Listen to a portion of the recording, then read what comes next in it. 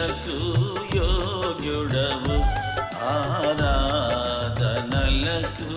యోగ్యుడవు, స్తుతి గీతంబులకు పాత్రుడవు, స్తుతి గీతంబులకు పాత్రుడవు. ప్రభు యేసు నిన్ను పూజితును, ప్రభు యేసు నిన్ను పూజితును, మనసార నిన్నే కీర్తింతును, మనసార నిన్నే కీర్తింతును. ఆరాధనలకు యోగ్యుడవు, ఆరాధనలకు యోగ్యుడవు. 11వ అధ్యాయము 12వ వచనం చదవండి. ద్వితోపదేశ కాండము 11వ అధ్యాయం 12వ వచనం.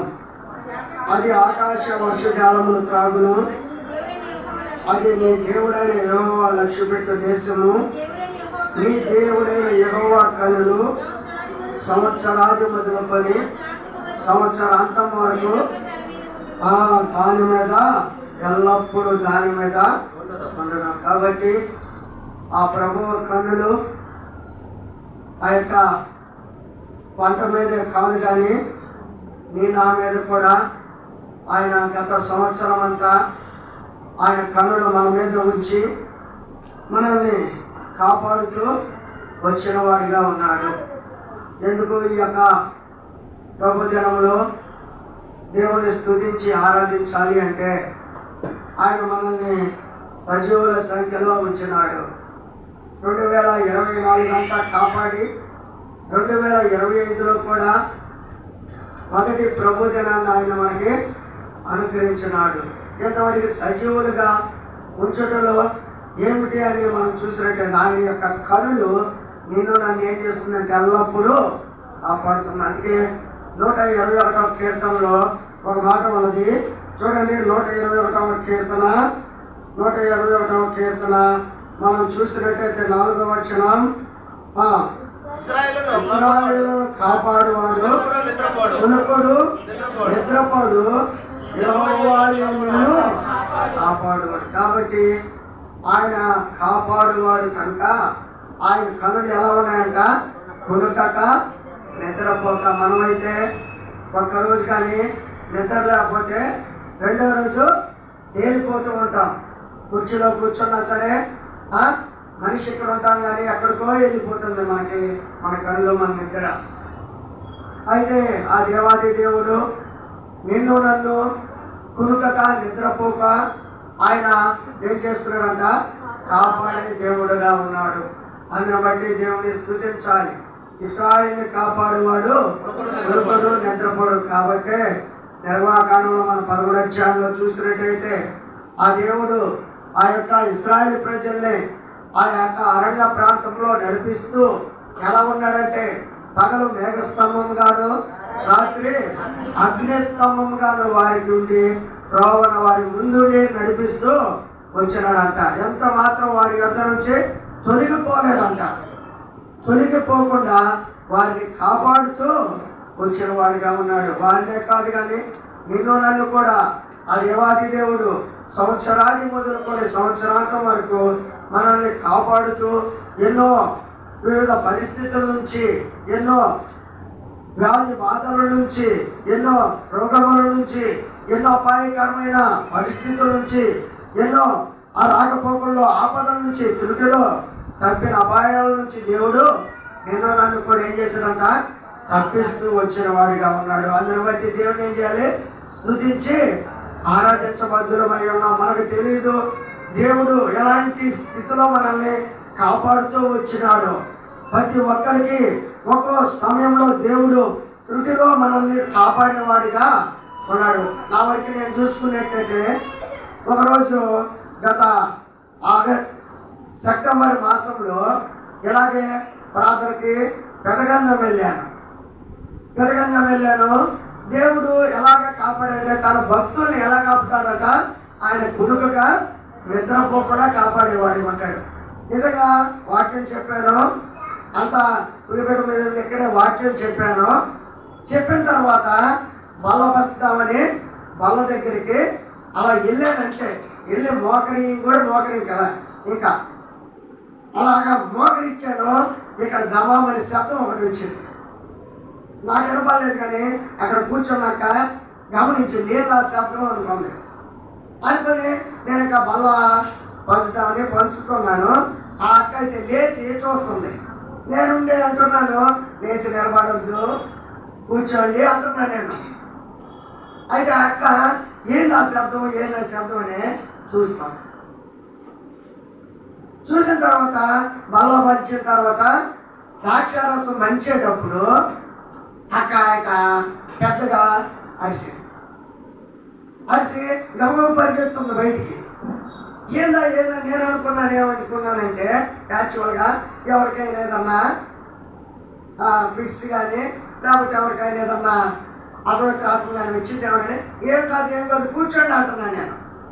అయితే దగ్గర దాపెంత సైజు పాము అన్నమాట.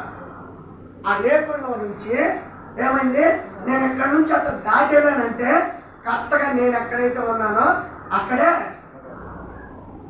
తర్వాత వాళ్ళ వాళ్ళకి అలవాటు అట్టుకుంది అక్కడ కూడా కర్ర దగ్గొచ్చి పటామని గుడి చంపేశారు వాళ్ళే. అక్కడ ఆ పులిపేట మీద కొట్టేశారు. తర్వాత చూస్తే ఆ పాము ఏంటంట తాటి జీరట. నిజంగా తాటి జీర కుడితే కాదా? నిజంగా దేవుడు ఎలా కాపాడుతాడంటే మనల్ని త్రుటిలో ఎన్నో అపాయకరం రెప్పపాటులో దేవుడు మనల్ని ఏం చేసేవాడు, రక్షించేవాడిగా. కాబట్టి నా జీవితంలోనే కాదు, మన జీవితాల్లో అందరి జీవితాల్లో ఎన్నో అపాయకరమైన పరిస్థితుల్లో దేవుడు తన కనుపవాలే మనల్ని కాపాడిన వాడిగా ఉన్నాడు. అందరం బట్టి మొదటిగా దేవునికి కృతజ్ఞతాస్తుతులు చెల్లించబద్దులమై ఉన్నాము. రెండోగా మనం చూసినట్టయితే ఆ దేవాది దేవుడు సంవత్సరాది మొదలుకొని సంవత్సరాల వరకు నన్ను కాపాడటమే కాదు, కానీ మన జీవితాల్లో ఆ దేవుడు చేసిన గొప్ప కార్యము ఏమిటని మనం చూసినట్టయితే చూడండి. దినవృత్తాంతంలో 2వ గ్రంథము 7వ అధ్యాయము 14వ వచనము, నా పేరు పెట్టబడిన నా జనులు చాలా నా పేరు పెట్టబడిన నా జనులు. కాబట్టి ఎవరి పేరంట? ఎవరి పేరు?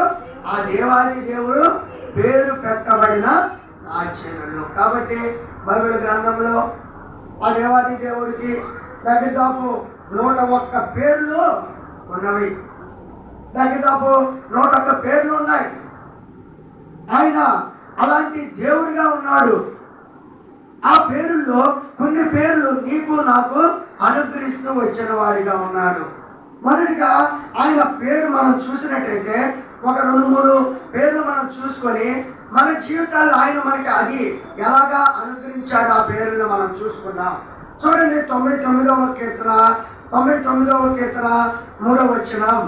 99వ కీర్తన 3వ వచనం చదివినట్లయితే భయంకరమైన నీ గొప్ప నామమును వారు స్తుతించెదరు.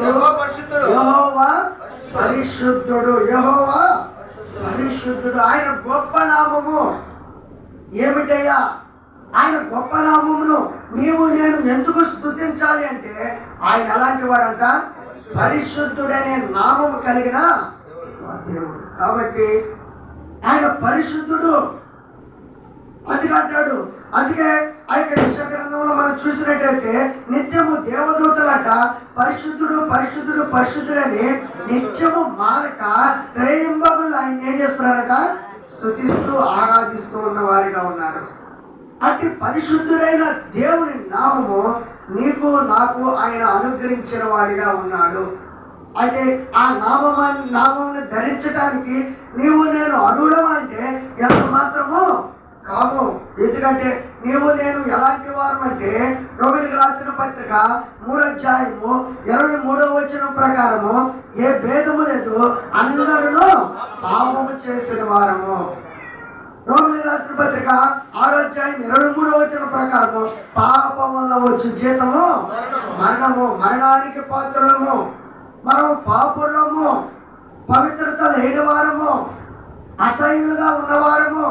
అందుకే ఎఫెసీయులకు రాసిన పత్రిక 2వ అధ్యాయము 1వ వచనం ప్రకారము మీ అపరాధముల చేతను పాపముల చేతను చచ్చిన వారై ఉండగా, చచ్చిన వారము మనము. అలాంటి నిన్ను నన్ను ఆ పరిశుద్ధుడైన దేవుడు ఏమని పేరు పెట్టు వచ్చినాడంటే, చూడండి లేవియా కాండము యెషయా గ్రంథము 4వ అధ్యాయము 2వ వచనము. యెషయా గ్రంథము 4వ అధ్యాయము 3వ వచనం. 3వ వచనం సియోనులో యెరూషలేములో అనగా దాఖలైన ప్రతి వారికి పరిశుద్ధుడని పేరు పెట్టబడుదురు. యెరూషలేములో సియోనులో దాఖలైన జీవం పొందుటకై యెరూషలేములో దాఖలైన ప్రతి వానికి పరిశుద్ధుడని. నిజంగా యెరూషలేము అనగా దేవుని ఇల్లు, జీవం అనగా దేవుని యొక్క జీవము, ఆయన వాక్యము, ఆయన యొక్క జీవాన్ని నీకు నాకు అనుగ్రహించిన ప్రతి మానవుడు అంట ఎలాంటి వాడంట పరిశుద్ధుడు అని పేరు పెట్టబడింది. కాబట్టి నిన్ను నన్ను ఆ జీవంలోనికి ఆ ప్రభువైన దేవుడు నడిపిస్తూ వచ్చిన వాడిగా ఉన్నాడు, పాపము నుంచి జీవంలోనికి. అందుకే యోహాను సువార్త 5వ అధ్యాయము 24 ప్రకారము నా మాట విని నన్ను పంపిన వాని యందు విశ్వాసం ఉంచువాడు నిత్య జీవం గలవాడు, వాడు తీర్పులోనికి రాక మరణములో నుండి జీవములోనికి దాటి ఉన్నాడు. ఆయన మాట విని ఆయన మాట యందు విశ్వాసం ఉంచిన నీ నా జీవితంలో ఆయన మనకి జీవాన్ని ఇచ్చి జీవింపజేసిన ఆ దేవుడు నీకు నాకేం చేసినాక పరిశుద్ధుడు అని పేరు పెడుతూ వచ్చినాడు. ఒకప్పుడు ఆ పరిశుద్ధతకి ఎంత మాత్రం యోగ్యము కానీ నిన్ను నన్ను ఆ దేవత దేవుడు పరిశుద్ధుడనే. అందుకే నిర్గమకాలం అంటాడు, నేను పరిశుద్ధుడై ఉన్న ప్రకారము మీరును సమస్త ప్రవర్తన యందు ఏమై ఉండాలి, పరిశుద్ధుడై ఉండాలి. కాబట్టి నిన్ను నన్ను ఆ దేవత దేవుడు పరిశుద్ధుడిగా చేసిన కారణాన్ని బట్టి ఆ దేవుడికి రెండోదిగా మనం ఏం చేయాలి, కృతజ్ఞతాస్తుతులు.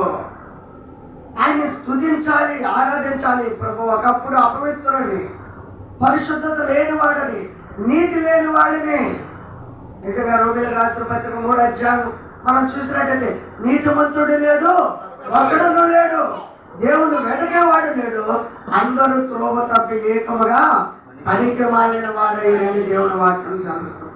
నిజంగా మన జీవితాల్లో అట్టి స్థితి కలిగి నీవు నేను పరిశుద్ధత లేని వారంగా నీవు నేను ఉండగా ఆ ప్రభువైన యేసు క్రీస్తు వారు ఆయన కార్చిన ప్రశస్త రక్తం ద్వారా నిన్ను నన్ను నీ ప్రతి పాపడాగు నా ప్రతి పాపడాగుని కడిగి ఏం చేసినాడట, పరిశుద్ధుడిగా చేసినాడు. అందుకే ప్రకటన గ్రంథంలో ఓ మాట ఉంది చూడండి.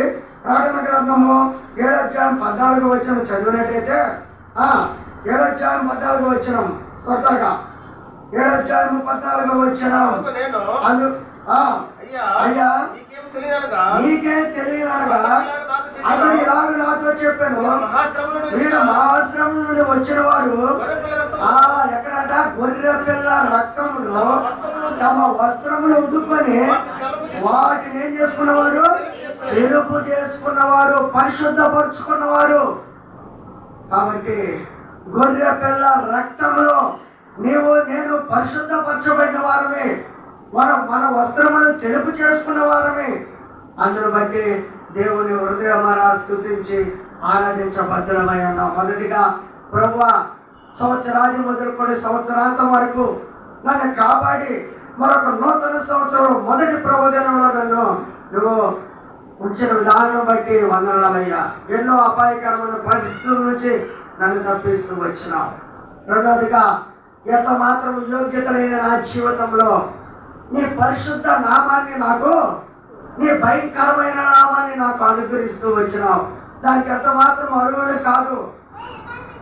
మరణానికి అపవిత్రమైన పాత్రలో నన్ను నీ పరిశుద్ధ నామానికి అర్హుని చేయి నిమిత్తమని ప్రియకుమారుడైన యేసు క్రీస్తు వారిని నా కొరకు గొర్రె పిల్లగా ఈ లోకానికి తీసుకొని వచ్చి ఆ గొర్రె పిల్ల రక్తంలో నా పాపమును పరిశుద్ధపరచడానికి మీరు ఇష్టపడిన దాన్ని బట్టి వందనాలయ్యా. నీ దేవుణ్ణి స్తుతించి ఆరాధించబద్దులమై ఉన్నాం. మూడవదిగా మన జీవితాల్లో ఏమిటి ఆయన పరిశుద్ధ నామము? చదవండి మరొకసారి దినవృత్తాంతములు 2వ గ్రంథం 7వ అధ్యాయము 14వ వచనం. నా పేరు పెట్టబడిన నా పేరు పెట్టబడిన నా జనులు. రెండవదిగా ఆయన పేరు మనం చూసినట్టయితే ఎబ్రీయులకు రాసిన పత్రిక 7వ అధ్యాయము 26వ వచనాన్ని మనం చూసినట్టయితే 7వ అధ్యాయం 26వ వచనం, పవిత్రుడను. చాలు, పవిత్రుడును. రెండవదిగా ఆయన నామము, రెండవదిగా పవిత్రుడు, పరిశుద్ధుడు. రెండవదిగా పవిత్రుడు. ఆయన పవిత్రుడైన దేవుడు. అలాంటి పవిత్రుడైన దేవుడు ఆయన నామాన్ని నీకు నాకు అనుగ్రహించిన వాడిగా ఉన్నాడు. ఒకప్పుడు మన జీవితాలు ఎలా ఉన్నాయంటే అపవిత్రులుగా ఉన్నాం మనము. అందుకే యెషయా భక్తుడు మనం చూసినట్టు యెషయా గ్రంథము 6వ అధ్యాయము 5వ వచనముని మాట అంటాడు. 5వ వచనంలో, నేను అపవిత్రమైన పెదవులు గలవాడను, అపవిత్రమైన పెదవులు గల జనుల మధ్య నివసించువాడను, నేను నశించితిని, రాజును సైన్యములకు అధిపతియగు యెహోవాను కన్నులారా.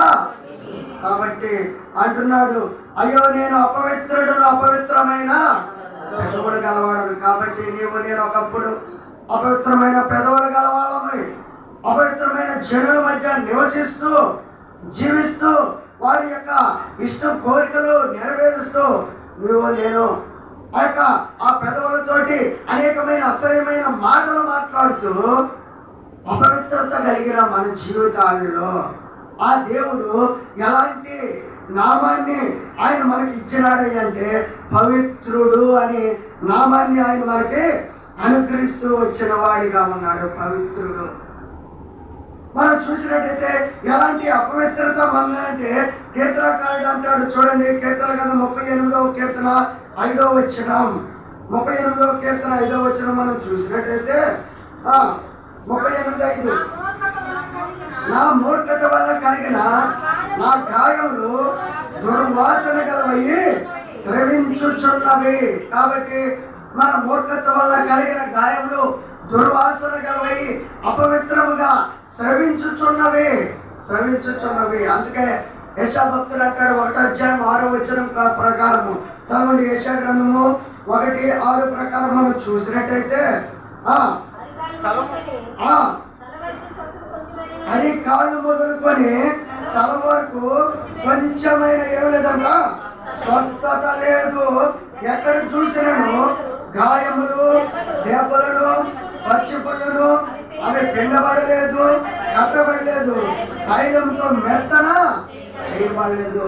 కాబట్టి అది కాళ్ళు మొదలుకొని తల నెత్తి వరకు కొంచెమైన స్వస్థత లేకుండా మన జీవితాల్లో ఎలా ఉన్నామంటే అపవిత్రత కలిగి అసహ్యులముగా ఎంతమంది దుర్వాసన పడుతూ నేను ఉన్న మనల్ని ఆయన పవిత్రుడు, నిర్దోషి, నిష్కల్మషుడు, పాపుల్లో చేరగా ప్రత్యేకంగా ఉన్న ఆ దేవుడు ఆ నామాన్ని నీకు నాకు ఏం చేశాడట, అనుగ్రహిస్తూ వచ్చినాడు. అది ఆ పేరు మనకి ఎలా పెట్టినాడు చూడండి. యోహాను రాసిన మొదటి పత్రిక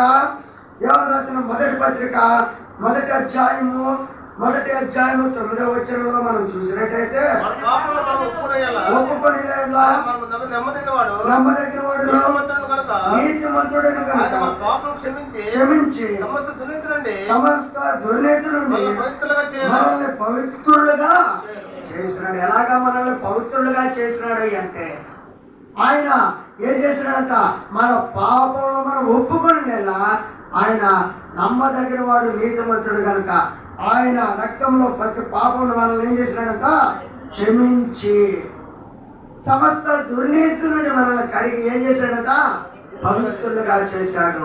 కాబట్టి మూడవదిగా మన జీవితాల్లో ఆయన చేసిన మేలేమిటాయి అంటే ఆయన పవిత్రుడుగా ఉన్నాడు, నిన్ను నన్ను కూడా పవిత్రుడిగా చేస్తూ వచ్చినాడు. అందుని బట్టి దేవుణ్ణి ఈ యొక్క ఉదయకాల సమయంలో స్తుతించి ఆరాధించబద్ధులమై ఉన్నాం. చివరిగా మనం చూసినట్టయితే చూడండి రెండో దినవృత్తాంతాల గ్రంథము 7వ అధ్యాయము 14వ వచనం మరొకసారి చదవండి. నా పేరు పెట్టి ఉన్న నా జనులు, నా పేరు పెట్టబడిన నా జనులు. తర్వాత మూడవదిగా మనం చూసినట్టయితే ఆయన పేరు ఏమిటని మనం చూసినట్టయితే ఎబ్రీయులకు రాసిన పత్రిక 12వ అధ్యాయము 1-2 వచనాలు.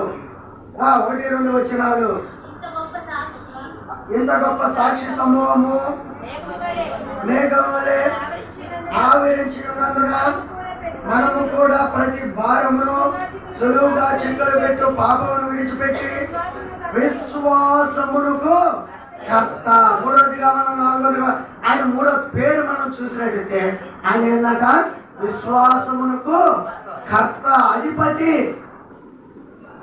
కాబట్టి విశ్వాసమునకు కర్త అనే పేరు కలిగి ఉన్న ఆ దేవాది దేవుని యొక్క పేరు నీకు నాకు ఆయన అనుగ్రహించిన వాడిగా ఉన్నాడు. ఒకప్పుడు అవిశ్వాసులమే, ఎంత మాత్రము విశ్వాసులు అనే పేరు లేని వారమే, అవిశ్వాసులుగా అసహ్యులుగా ఉంటూ వచ్చిన వారమే. అందుకే అపోస్తలుడైన పౌలు ఒక మాట అంటాడు చూడండి. తిమోతికి రాసిన మొదటి పత్రిక 1వ అధ్యాయము 12వ వచనంలో అంటాడు, ఆ పూర్వము దోషకుడును హింసకుడును హానికరుడైన నన్ను తన పరిచర్యకు నియమించి నమ్మకమైన వారిగా ఎంచినందుకు నన్ను బలపరిచిన మన ప్రభువైన యేసుక్రీస్తుకు కృతజ్ఞుడనై ఉన్నాను. గమనించండి, తెలియక అవిశ్వాసం వల్ల చేసితిని కనుక ఏం చేశాడట? కనికరింపబడ్డాడు. కాబట్టి అపోస్తలుడైన పౌలే కాదు, తెలియక విశ్వాసం వల్ల చేసితిని కనుక దేవుని వల్ల కనికరింపబడ్డాను. కాబట్టి అవిశ్వాసంలో ఉన్నావు నీవు నేను. ఒకప్పుడు తెలియక నిజ దేవుని తెలుసుకోక నీవు నేను కూడా అవిశ్వాసంలో ఉండి అనేకమైన విగ్రహాలని అనేకమైన వాటిని నీవు నేను ఆచరిస్తూ అపవాది వాడిగా సంతానంగా నీవు నేను ఉంటుండగా ఆ దేవాది దేవుడు నేను నన్ను దర్శించి ఏం చేసినాడంటే అపోస్తలుడైన పౌలుని ఎలాగైతే ఆ దమస్కులో దర్శించినాడో నిన్ను నన్ను కూడా దర్శించి తన సువార్త ద్వారా నిన్ను నన్ను ఏం చేసినాడంట చూడండి. ఎఫెసీయులకు రాసిన పత్రిక 2వ అధ్యాయం 8వ వచనం. ఎఫెసీయులకు రాసిన పత్రిక 2వ అధ్యాయం 8వ వచనం. మీరు విశ్వాసం ద్వారా కృపచేతనే రక్షింపబడి ఉన్నారు. ఇది మీ వల్ల కలిగినది కాదు, దేవుని వరమే. ఎప్పుడైతే ఆయన యందు విశ్వాసం ఉంచామో ఆయన కృప నీ మీద నా మీద అనుగ్రహించాడు. ఆయన వరంగా నీకు నాకు విశ్వాసులు అనే నామకరణ చేస్తూ వచ్చిన వాడిగా ఉన్నాడు. అందుని బట్టి దేవుణ్ణి ఈ మధ్యాహ్న కాల సమయంలో హృదయమారా ప్రభా, ఒకప్పుడు అవిశ్వాసముగా ఉన్న నా జీవితాల్లో అవిశ్వాసం ద్వారా వచ్చే జీవితంలో నా జీవితంలో నిత్యాగ్ని అయి ఉంటుండగా ఆ నిజ దేవుడిని నిన్ను తెలుసుకోకపోతే ఈ లోకాన్ని విడిచినట్టయితే దైవోగ్రతగా పాత్రనై ఉంటుండగా నీ సువార్త ద్వారా నన్ను దర్శించి నేను విశ్వాసం ఉంచే బిడ్డగా నన్ను చేసి నీ కృప అనే వరాన్ని నాకు అనుగ్రహించి నిన్ను బిడ్డగా చేసుకుని నన్ను ఇదేనా విశ్వాసంలో ఒక వ్యక్తిగా చేసిన విధానం బట్టి నీకు వందనాలు అని దేవుడిని స్తుతించి ఆరాధించబద్ధులమై ఉన్నాం. కాబట్టి ఒకరిద్దాం ఈ మధ్యాహ్న కాల సమయంలో ఈ యొక్క 4 అంశాలు మన జీవితాల్లో హృదయంలో పెట్టుకొని మొదటిగా దేవుడు ఆయన సంవత్సరాది మొదలుకొని సంవత్సరాంతం వరకు మనల్ని ఏం చేశాడు? కాపాడుతూ వచ్చినాడు.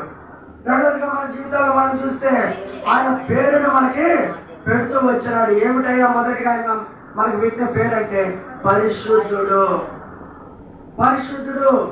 ఆ పరిశుద్ధుడైన పేరు పెట్టడానికి ఆయన ఏమైనాడంట? గొర్రె పిల్లగా ఈ లోకానికి వచ్చి ఆయన రక్తాన్ని కార్చి నిన్ను నన్ను ఏం చేసినాడట? పవిత్రపరుస్తూ వచ్చినాడు. అందుని బట్టి వందనాలు.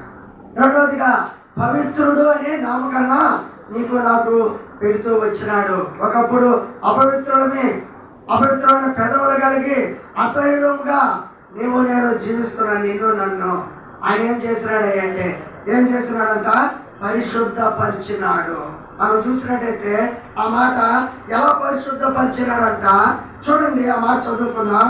ఎబ్రీయులకు రాసిన పత్రిక 13వ అధ్యాయం 12వ వచనంలో ఆ యొక్క మనల్ని పరిశుద్ధపరిచినాడు. యేసు కూడా యేసు కూడా తన స్వరక్తం చేత ప్రజలను పరిశుద్ధపరచుటకై ఏమయ్యాడంట?